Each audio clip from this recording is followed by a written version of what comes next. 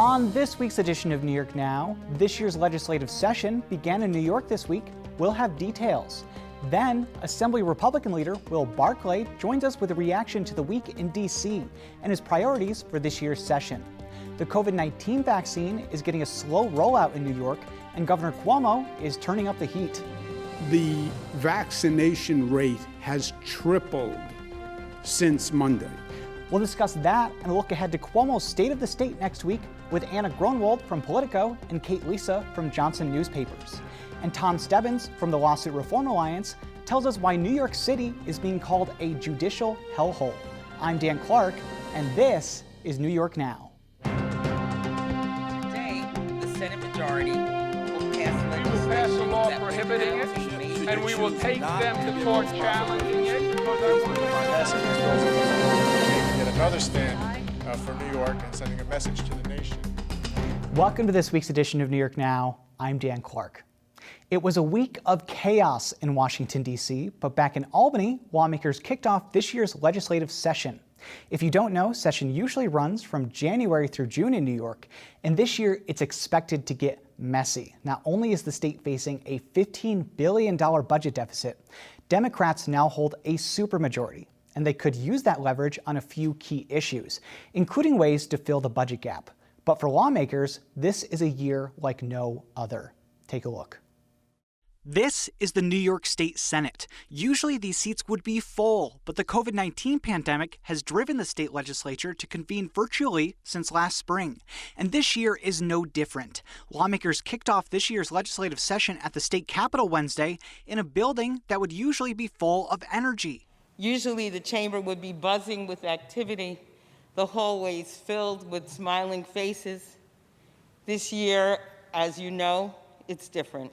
Senate Majority Leader Andrea Stewart-Cousins entered the state Senate for the first time Wednesday with a new supermajority of Democrats. They now hold 43 seats. That's more than 2/3 of the chamber. And she said the economy will be a top priority for Democrats as the state grapples with a $15 billion budget deficit.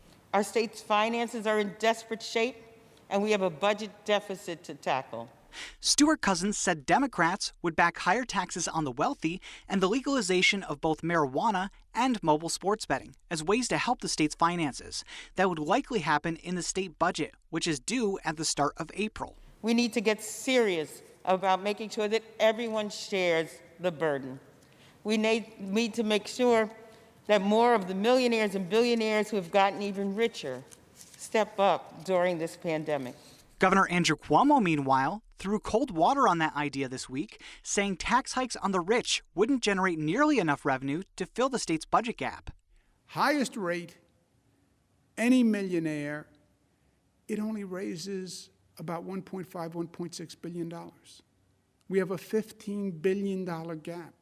On the other side of the aisle, Senate Republican leader Rob Ortt said this week that Democrats should find areas to cut spending instead of creating new taxes.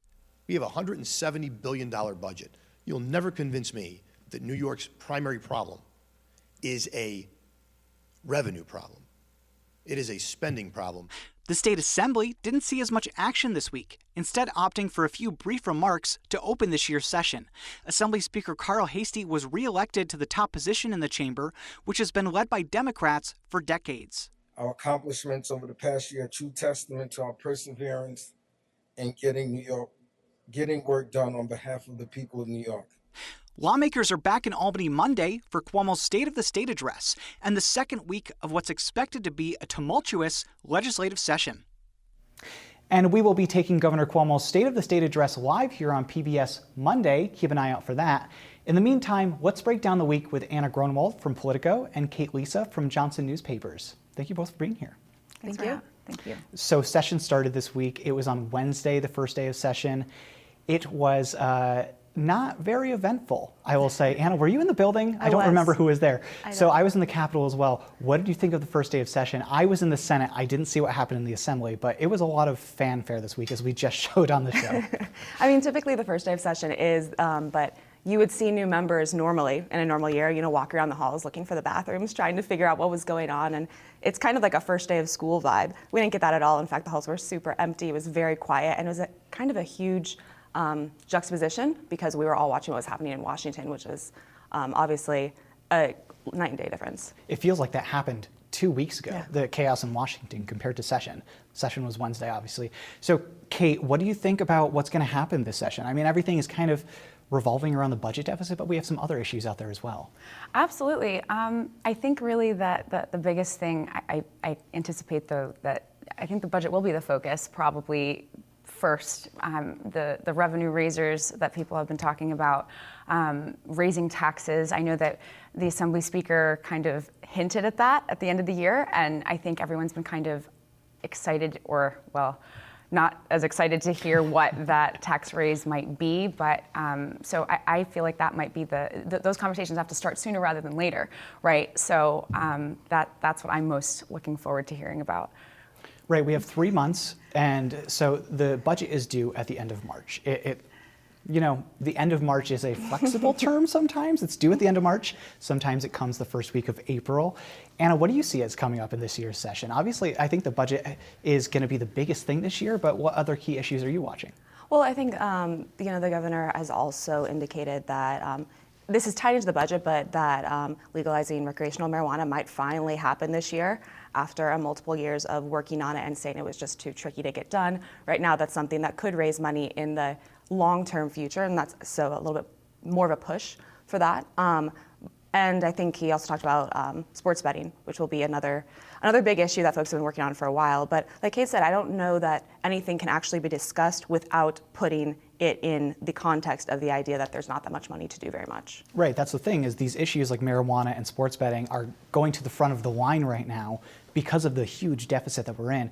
And I should note that the Cuomo administration had thought that online sports betting was unconstitutional a few years ago, which is why they didn't side with it. And now that we need the money, now they found a way to make it happen. There's always a way. Exactly. And I want to stay with you because we had this discussion this week about the vaccine rollout in New York and how it's slow.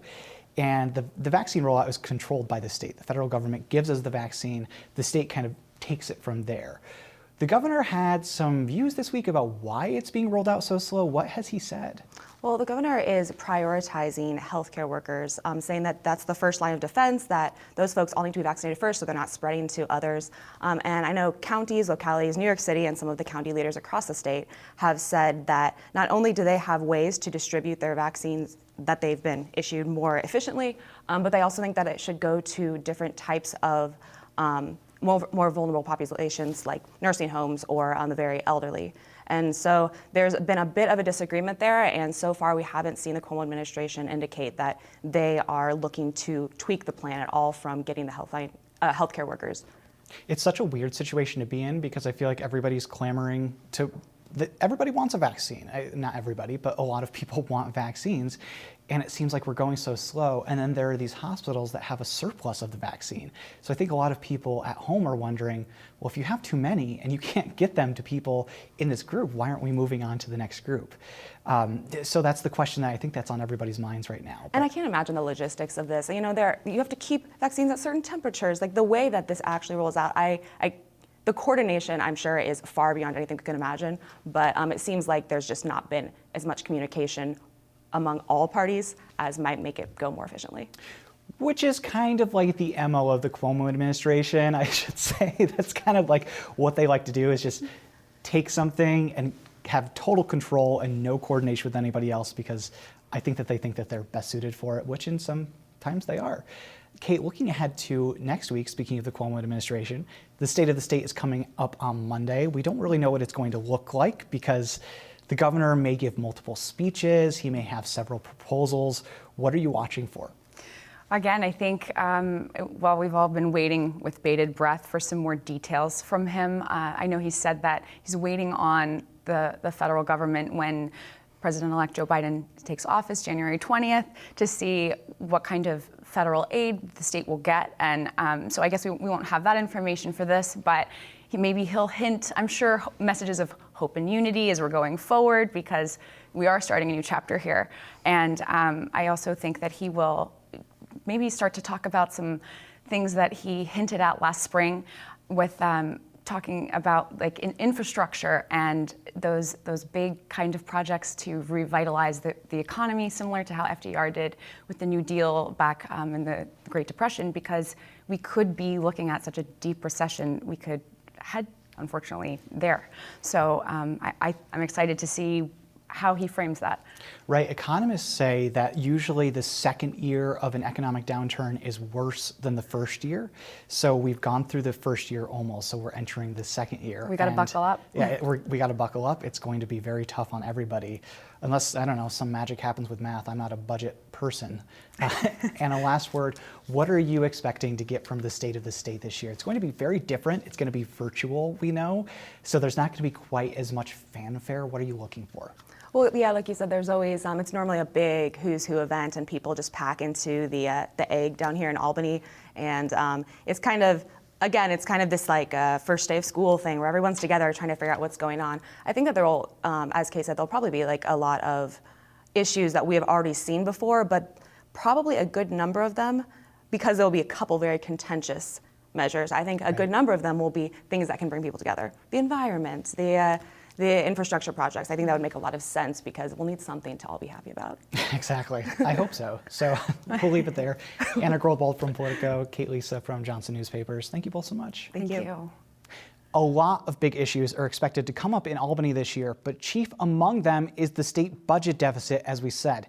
Democrats control both houses of the legislature, and they're considering new taxes on the rich and a series of other revenue raisers. But Republicans are hoping to add their voice to negotiations as well. Assembly Republican leader Will Barclay joined me this week for an update. Leader Barclay, thanks so much for being here. Great to be on your show. Thanks for having me. Of course, anytime. So before we get to session, I want to touch on what happened in Washington, D.C. this week. A lot of Democrats have blamed the president and some Republican members of Congress for what happened at the Capitol, the violence there. I'm wondering, as one of the state's leading Republicans, how do you respond to that? Well, I think, first of all, we condemn what happened in Washington. Obviously, we don't mind protest, but protest needs to be peaceful. When it crosses a line and enters violence, when they're breaking down, into the Capitol, I think that goes too far. So I think we all need to step forward and say, no, this isn't all right. Whether it's Democrat protesters, Republican protesters, that's fine, but just can't have, tremendous violence. And obviously the tragedy of having some deaths down there was too bad, really bad. Yeah, definitely. Moving on to this year's session, because that's what I want to primarily talk to you about.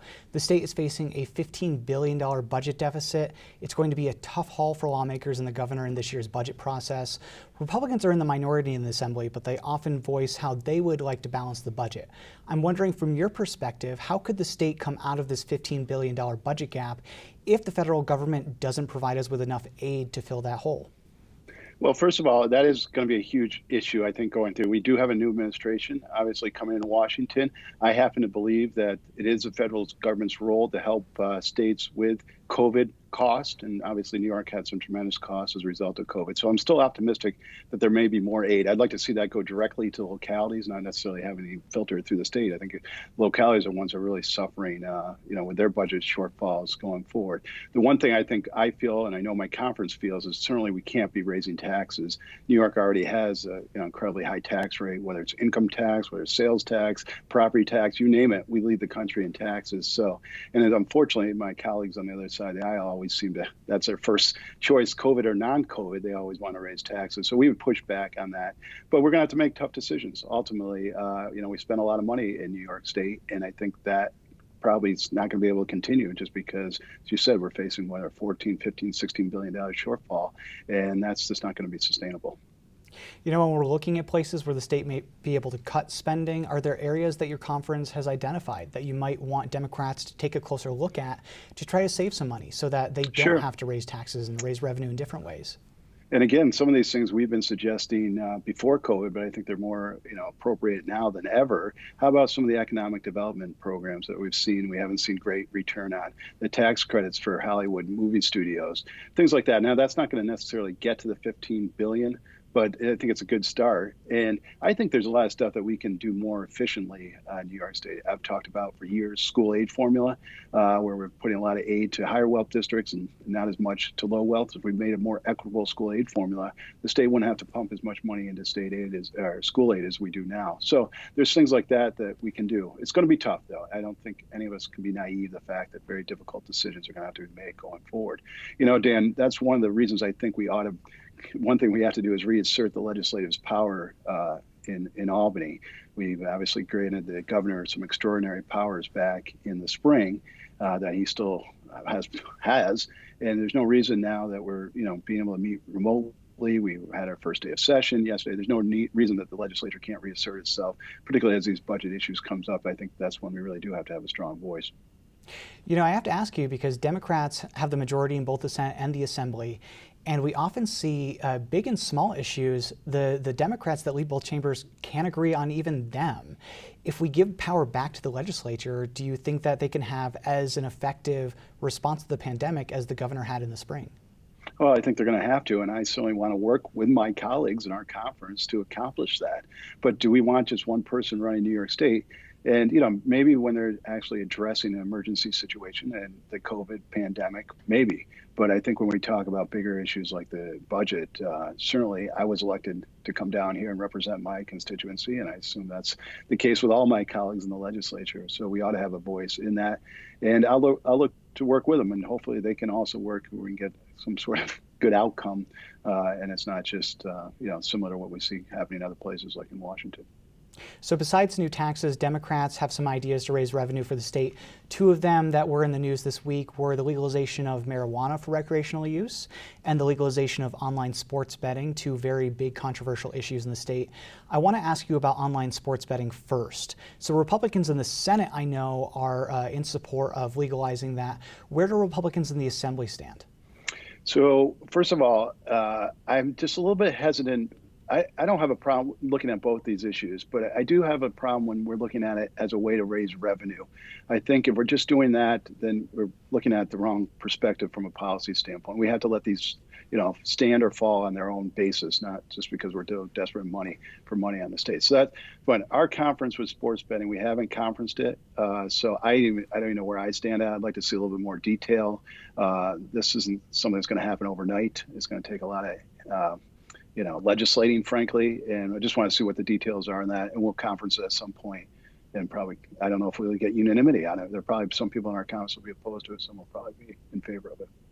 And do you think it's the same with marijuana? You're still divided in your conference? Or I know that in the past, the Assembly conference, the Assembly Republican conference has been against legalization. Do you see that changing? It could. I still think probably for the majority of our members, again, we haven't conferenced this, but I would guess the majority of our members probably are opposed. I am opposed for it. We're outlawing vaping. We're trying to push back on smoking. We obviously have problems with alcohol. It seems to me that we're heading in the complete wrong direction of legalizing another drug. But people might have different opinions. Also, we want to see, again, the devil can be in the details, and there's obviously what they're going to do with the revenue. They're talking about expunging people's records, et cetera. So we'd want to see all the details of what's being proposed there before we take a position. Before I let you go, Republicans in the Assembly have had a top priority since I've been covering the Capitol of trying to make state government more transparent, especially in the Assembly, also in the Senate, and trying to provide more access to the state government for the people of the state. I know that's going to be a priority for you again this year. Tell me about the changes you'd like to see in the Assembly to improve that transparency and the ethics there. Well, I appreciate you asking that question, Dan. First of all, just yesterday in opening session, we renewed the last year's rules that limited our ability to debate from 30 minutes to 15 minutes. And we just think that's a complete backwards way to go. One of the strongest things we do as a minority is debate bills and point out, where we think legislation's bad or where we think legislation's good. And by taking our voice away, I think it's completely the wrong direction. So one of the rules changes that we're going to continue to push back is to get back to that 30-minute debate period. I think that's critical. But, transparency, that is critical that we push it away. The budget process has been historically, 3 men, as you know, behind closed doors. There's no reason other government bodies do it in a more transparent, open way. And if we could do that, we think ultimately be a much better product at the end of the day. So we're going to continue to push at every level: ethics, transparency, budget transparency, legislative transparency, and we have a whole host of rules changes that will help provide that or accomplish that. All right, Assembly Republican Leader Will Barclay, thanks so much for being here. Thank you. We'll speak with Assembly Speaker Carl Heastie next week. But first, a look at the state's justice system. New York City is currently ranked as the second worst judicial hellhole in the country by the American Tort Reform Foundation. And there are broader issues in New York's courts as well. I spoke this week with Tom Stebbins from the Lawsuit Reform Alliance. Tom, thanks so much for being here. Great to be with you, Dan. So tell me why the American Tort Reform Foundation considers New York City to be a, quote, judicial hellhole. Well, I mean, the question is, why do we only get number 2? We are number 1 on so many categories. We are the highest for medical liability payouts. We're the highest for construction insurance. We are the highest on per capita tort tax, which is the cost that everybody pays for our system. New York City spends more on lawsuits than the next 19 largest U.S. cities combined. I don't know how we didn't get number 1, but we got number 2 from this national organization, the American Tort Reform Foundation, and we're perennially on this list. We're frequently here. It's been a long time. We're seeking, in our organization, is seeking to get us off this list, try to get some fixes in the system so that we can bring those costs on everybody down. So when you say that we spend the most on litigation, what do you mean? Are our courts clogged up? Are there too many lawsuits, I guess is what we're looking at? What does that mean? Yeah, I mean, there's too many lawsuits and there's too many lawyers. We have more lawyers per capita than any other state. And you see this when you drive down the highway. You know, you see these billboards for personal injury lawyers. You see this when you're up late watching television and you see ads for trial lawyers and personal injury lawyers. We just have a lot of lawyers and a lot of lawsuits, and that costs us all a lot of money. Whether you're going to the hospital or you're driving down the highway, you're paying for this. And so that's why we're trying to bring those costs down. So I have to ask, because the flip side of this is people might ask, well, we're so litigious in New York State, we have this access to litigation that maybe other people don't have in other states. And that unfortunately results in New York City being a judicial hellhole. But tell me why it's sort of a bad thing that we have this access to litigation that other places don't have. Sure. I mean, it's important. Hey, if you are wronged, if you are injured through the negligence of another, you should sue them and you should recover. We're not trying to take that right away. That right is important. It's fundamental. It's constitutional. And we strongly believe that people should recover. But the numbers show that New York is far and away higher than everywhere else. I mean, the fact that New York City spends more than the next 19 largest U.S. cities combined should be alarming to everyone. Anybody who lives in New York City, but anybody who lives in New York, we're paying those taxes and we're paying for those lawsuits. And again, if you have a reasonable lawsuit to recover, go get them, recover. We believe in that. But the numbers show that we're so far out of whack from the rest of the country. You know, another side of this, the civil justice system in New York, we have this other problem where some people just don't have access to civil justice. And that's why we talk about things like civil legal services across the state. How do we create more access to civil litigation for people who need it without running into this problem where we're clogging up the courts with litigation that might not seem necessary or just may not be needed? Yeah, I mean, one of the things that we've seen is the prevalence of these lawsuit loans that allow people to get money in advance of their loans. And I would caution anybody watching this to read the fine print. One of the things that we're advocating for is caps on the interest rates that these lenders charge. A study came out this August showing that these loans, on average, are charging 68% APR. 68%. The criminal usury rate in New York, for which you go to jail, is 25%. And yet, because these lawsuits operate in this backwater of regulation, they are on average charging 68%. So people need to be careful about loans like this. We believe that the loan should exist, improve people's access to justice, but they shouldn't get victimized again when the loan comes due. So is anything on the table in the legislature to try to regulate the lawsuit lending industry? I was going to ask you about that. I'm glad you brought it up. Is anything cooking on it? Yeah, so Senator Kaplan and Assemblyman Magnarelli have a bill to cap the interest rates, and it also does lots of other things. It provides transparency on these loans. It makes sure that the lawyer isn't actually involved in one of these loans. It allows for a lot of extra protections, but the key is the interest rate cap. And so we're thrilled with Senator Kaplan and Assemblyman Magnarelli for carrying these bills. It passed the Senate unanimously in 2016, back when the Republicans controlled it, and Senator Ort was carrying that bill. Now we have the Democrats, and we hope that they do it again. I love Senator Ort still on the bill, and you actually have Senator Skoufis on the bill as well. So those two probably don't agree on much, but I'm glad they agree on this issue. All right, that's something we'll be watching. Tom Stebbins from the Lawsuit Reform Alliance, thanks so much. Dan Clark, thank you so much.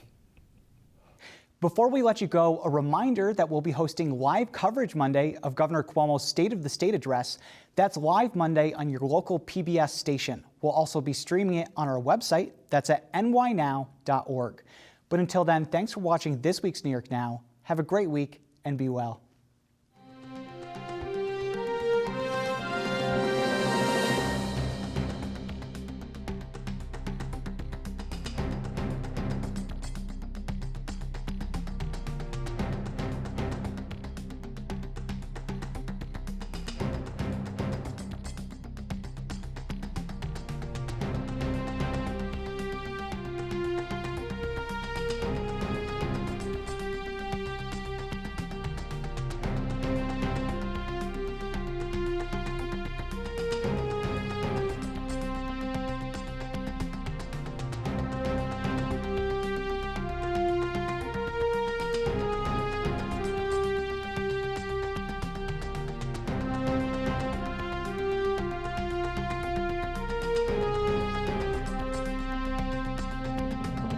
Funding for New York Now is provided by WNET. And by the Dominic Ferrioli Foundation.